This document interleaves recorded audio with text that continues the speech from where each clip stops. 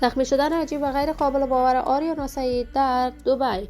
آریانا سعید در دبی آیا به واقعیت زخمی شده است؟ گفتنی‌های تازه اسیب سعید در این باره. آریانا سعید مصروف چی کارباری است و در کشور دبی توسط چی افراد حمایت می شود؟ گفتنی‌های تازه درباره زندگی جنجالی آریانا سعید. من در این ویدیو پیرامون حقایق همین ماجرا خواهم پرداخت. پس در ادامه با کانال دنیا اینفو باشید.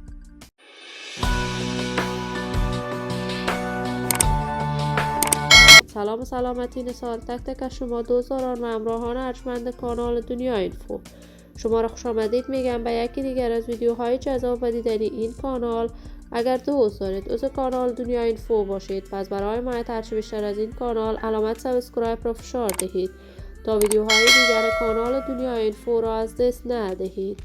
آریانا سعید از جمله هنرمندان محبوب، مشهور و مطرح در میان رسانه‌های افغانستان است. علاقه‌مندان و دوستداران خاص خودش را دارد. آریانا سعید لقب ملکه دلها را در میان مردم افغانستان از آن خود کرده است. این هنرمند مشهور و مطرح توانست عاشقانه آهنگ بسراید. آهنگهایش مورد حمایت گسترده افغانها در سرتاسر جهان قرار گرفته است.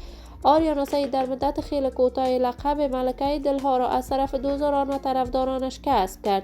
این همه در حالی است که آریانا سعید در کشور دبی تازه برندی از لباسهایش را ساخته است و مدلینگ را آغاز کرده است که در میان مردم افغانستان و تجاران در دبی شهرت خوب کسب کرده است.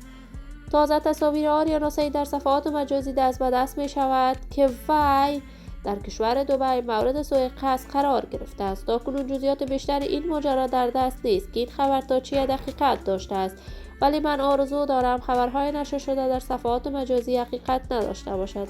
زندگی خوشوارانی برای آریانا سعید با نامزدش از بارگاه عزت الله تمنا دارم.